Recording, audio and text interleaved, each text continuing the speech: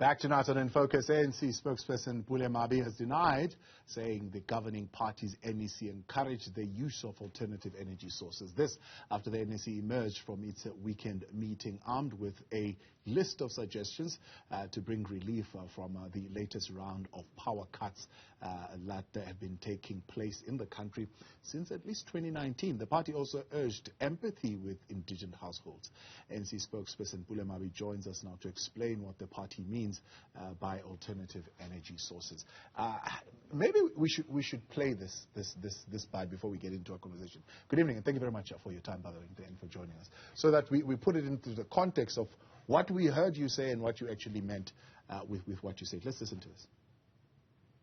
Okay, currently offline. We'll try and get back to it in just a moment. But Pule, the ANC NEC, is there an agreement, firstly, that this load shedding business has been allowed to go on for far too long without any action and intervention?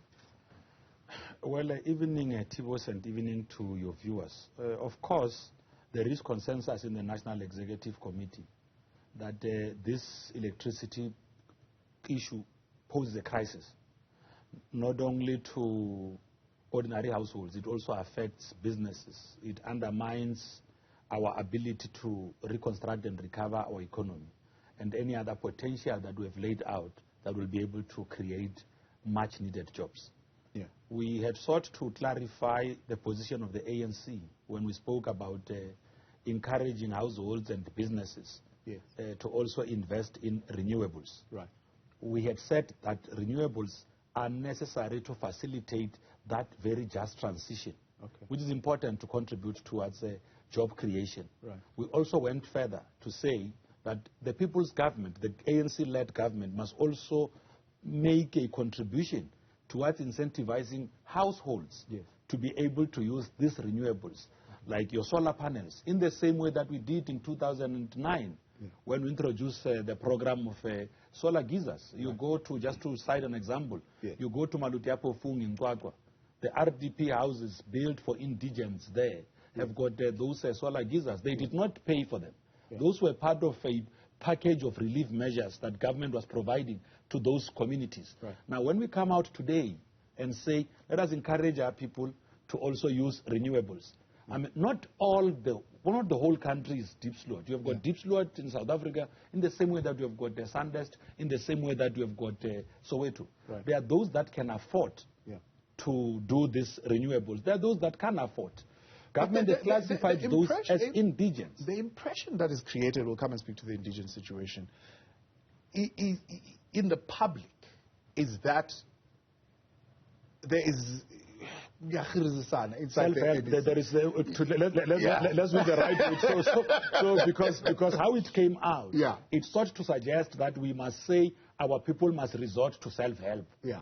That no. Before the self-help, I'm saying there is a back and pulling to and fro in terms of agreement on what the position is on renewables. In other words, there is a sense that there are people within the party and some NEC members suggesting that no, we've got brilliant ideas that we want to put, for example, to the corporate Minister of Public Enterprises, Pravin Gordhan, but he thinks he's the alpha and omega of everything and doesn't want to listen to anybody. And then we've got this thing of IPPs being shoved down our throat to benefit a particular interest group that has already aligned itself up to benefit from this renewables thing that is being talked about in the public. So there is this discourse within the NEC where there is a lack of agreement on that thing.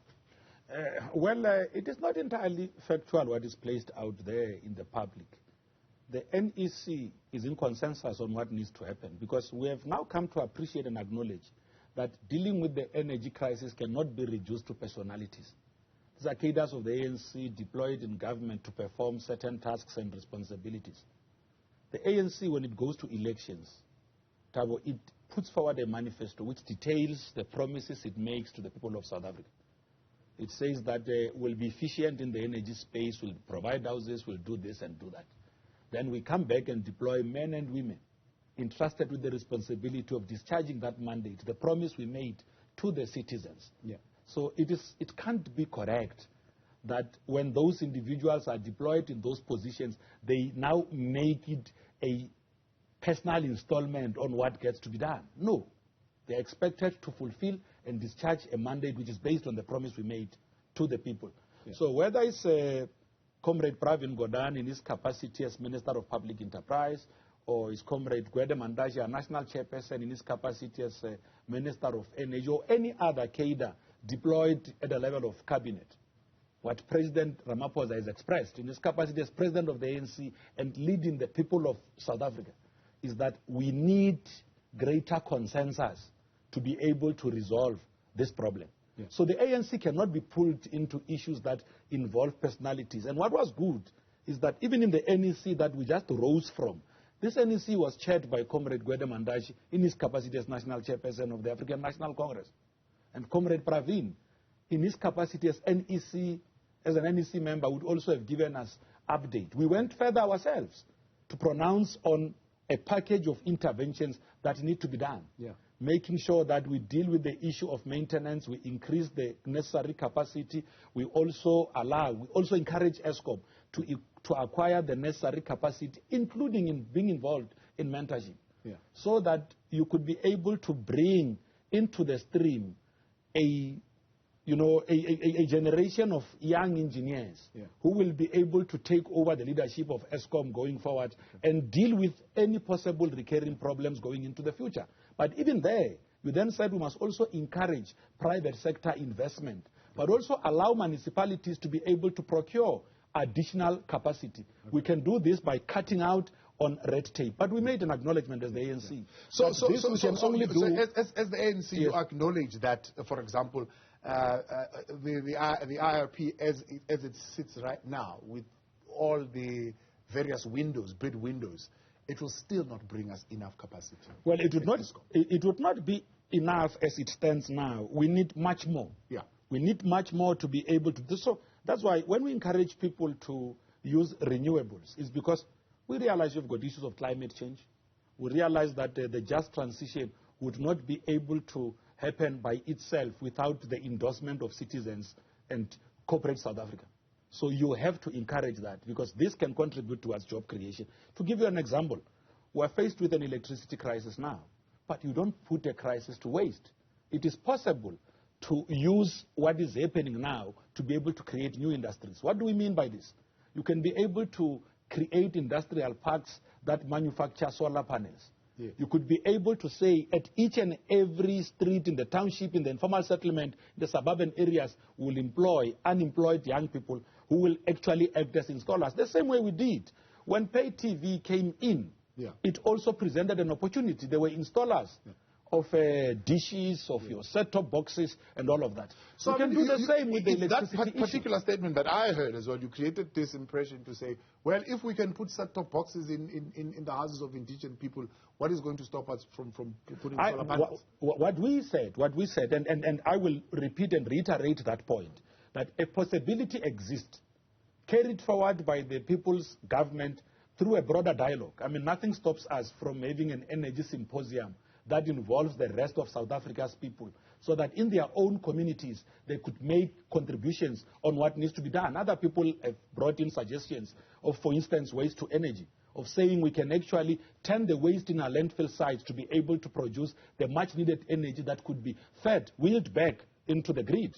They've made this kind of suggestions. All we are saying is that our government has shown that it is a caring government.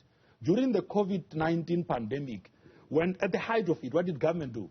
It introduced this social relief grant, the 350s, and was able to provide for the greater part of the population.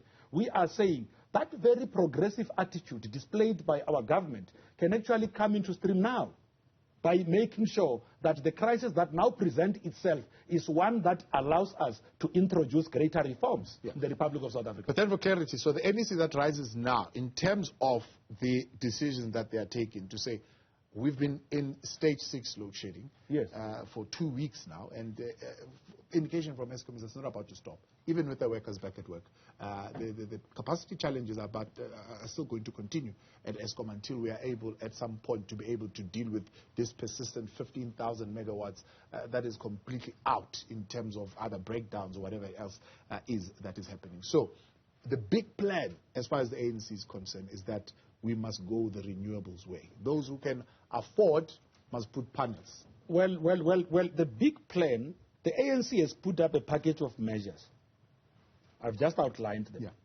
That deal with maintenance, increase capacity, repurpose your power station to be able to also work with renewables, encourage private sector investment, allow municipalities to procure where they deal can. with maintenance. I've spoken over and over to people at Eskom and some employees as well to say that there is really no increase in maintenance. In fact, there is an acceleration of putting out power plants which they are saying they are aged. So even when they are trying to fix them, the engineers there, they are told, listen, that thing is old, leave it. Well, Thabo, where you take out units because they are unable to perform optimally, or you are unable to predict, because what has been part of the problems that we've been seeing is the inability to be able to predict when some of these units will be out of service. And this is brought about by the fact that these units are old. This has been acknowledged. The management of Eskom has spoken about that. The Minister of Public Enterprise has made this acknowledgement. Those in the energy sector There's have no always agreement. Some in appreciated the energy sector are saying that is a red herring. In fact, I was listening to one of the former CEOs at Eskom to say this thing of age is a red herring. Well, I don't think, you see, what we should avoid doing is to politicize the energy crisis. When someone who stays in deep floor, who runs an eatery, who does not have a generator, who relies on sustainable source of energy, is no longer able to operate. When someone who works as a cleaner or a gardener now can no longer be able to arrive at work on time because robots are not working and they work in suburbs. You know, so we have got to be more pragmatic on how we deal with the energy crisis. So the energy the renewables are not just one. You need a basket of solutions. You need other sources of energy, whether it's coal, whether it's nuclear, whether it's gas, whether it's transitioning to green energy. You need so it must be a multiplicity of things. The population of this country has also grown, but equal to that, we also need to deal with instances of vandalism that undermine public infrastructure, because very often we tend to talk more about the work that government and SOEs are expected to do. But we do not say that what is the effect of these zamazamas, those that steal copper cables. What are they doing? They are damaging public infrastructure, undermining our very sovereignty.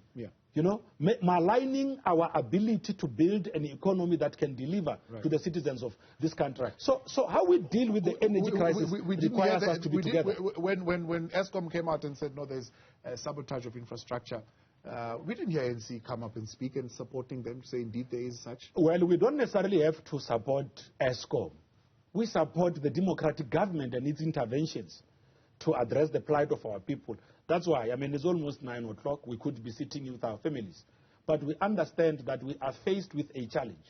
We've made ourselves available to come and explain and express ourselves on this and what the ANC is doing. We're not doing this because we're going to take a break it's and just then a lip talk. We'll come back. We are here because we want to keep the lights on. No, I understand that, indeed. Pule Mabe stays on, speaking for the African National Congress. We'll continue in a moment.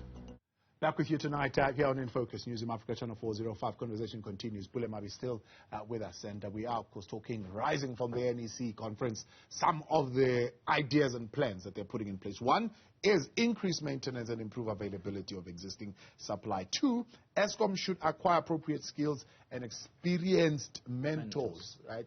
There's a talk from Pravin Gordhan that he's been engaging with past CEOs and some experts and so on and so forth. And there's also talk from black business to say there's a lack of experience in the current management that is there. What is the position of Well, it's a combination of those factors.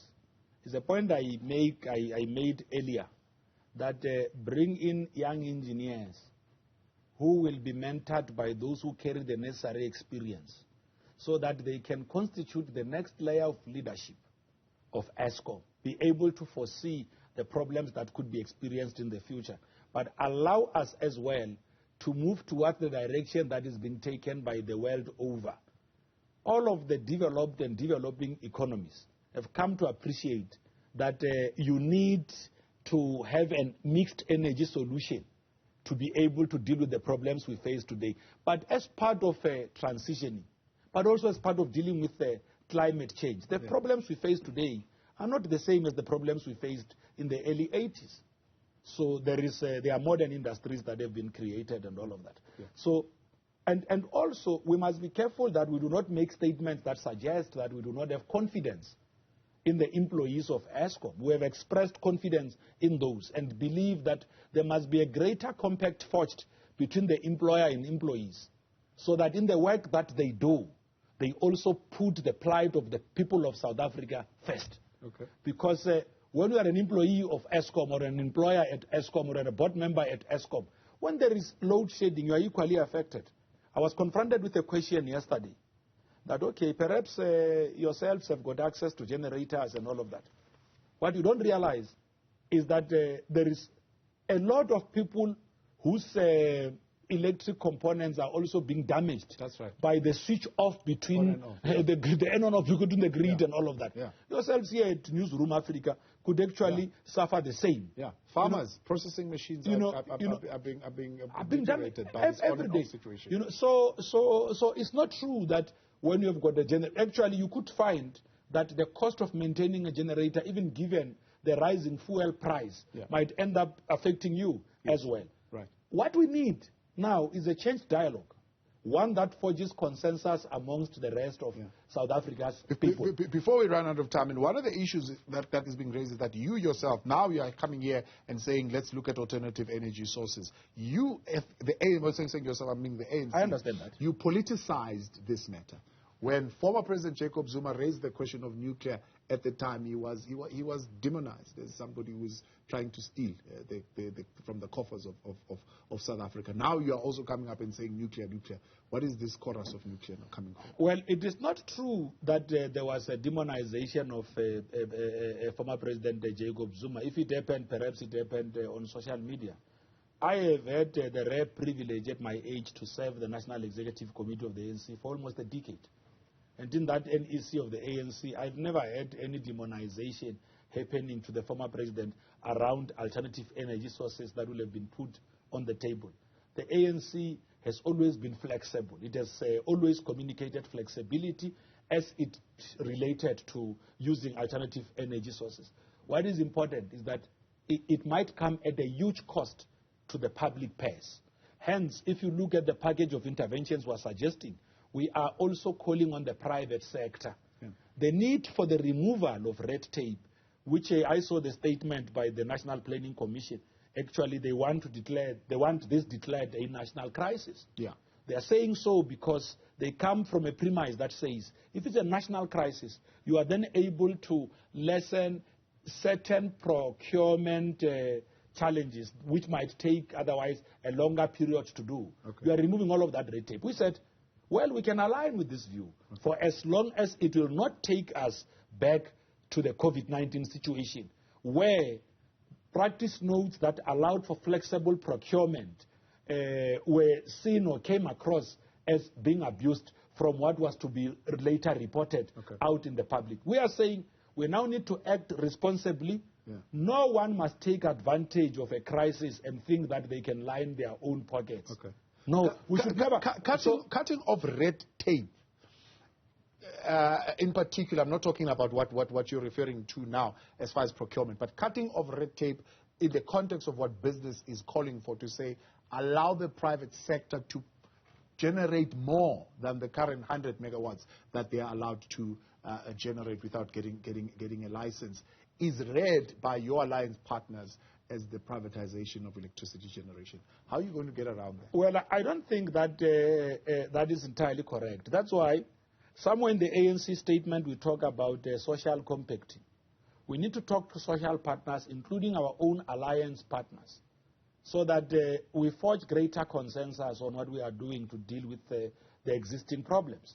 You see, unlike criticizing efforts that are being put out there come up with a progressive submission, a suggestion that says, instead of doing this, so that it doesn't appear as if you are now entering the privatization fray, let us rather look at this, and these are partners who are willing to walk the path with us. At least the ANC did not just fold its own arms. The ANC began talking to a package of interventions that could be considered. But the ANC itself then went further to say, this can only be done by government and ESCOM. But we've made a contribution. Everyone else who regards themselves as being patriotic, as being peace-loving, as wanting to safeguard the future of our country and the sustainability of our economy, must be able to put forward ideas that help us salvage the situation we're now facing. The UN development report suggesting one of the things that need to happen as far as dealing with the rising, spiking food prices and energy costs. One is to subsidize energy, but two is a cash transfer. So we're already speaking of a 350 grant, which is what South Africa is already doing. The question on the subsidies. Are you suggesting that then indigent households will be subsidized to get these panels? These panels are not cheap. Well, you see, as part of those packaged incentives, which we are hoping that at the right time the government will be able to pronounce itself, looking at what an ailing economy like ours, I mean, when we've got this problem, it means that even the results we saw of the second quarter would now be undermined or compromised by what is happening now. So government is then have to say, well within our own national fiscus, what is possible to assist citizens, give them a bit of relief, using what is possible even outside relying on the national grid. But go further to say, outside this providing social relief, how can it then help to anchor economic emancipation of those that also want to be part of economic activity, assisting SMMEs? I mean, MTN here, and we must really commend them, starting the program to say they will go out and procure generators to assist SMMEs. This begins to show that there are corporates out there, and a call will also make, that a problem such as the one we face is not one that must just be left to government alone to resolve. It must be all hands on deck. Right. Yourselves in the media, the positive conversations that you are engaging on, making sure that we look at solutions, the private sector itself, ordinary South Africans, energy symposiums that could take place in communities.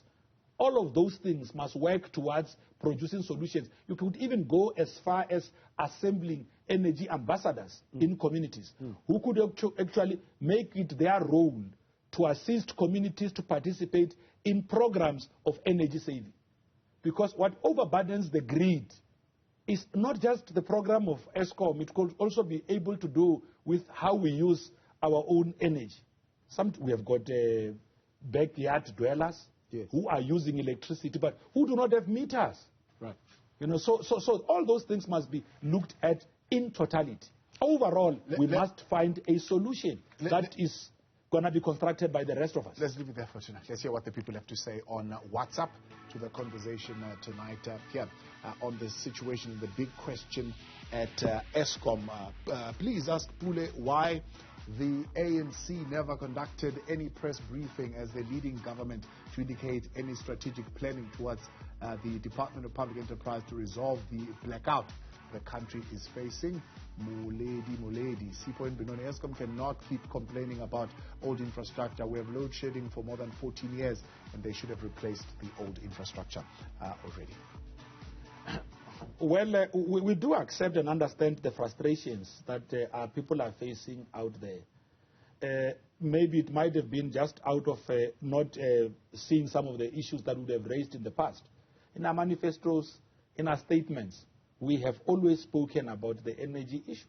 Actually, we have never come out to say, oh, okay, let's just affirm the work of ESCOM, let's just affirm the work of government. We have been on the side of the people. If you were sitting in the National Executive Committee of the ANC, you will have witnessed just how much National Executive Committee of the ANC are themselves concerned. And they've expressed this concern in the statement. And we've said we're quickly out of time. We'll go out and deal with this. 20 seconds. Yes, no, we said we will go out, deal with this, introduce a package of interventions that are out there, and make sure that we monitor the work of government. So that is what we're going to be doing. And we'll make sure that we engage with yourselves in progressive conversations on solutions that are there and on the work that our own government is doing to solve the problem. Pule Mabe, I appreciate your time. Thank you very much as always for coming through.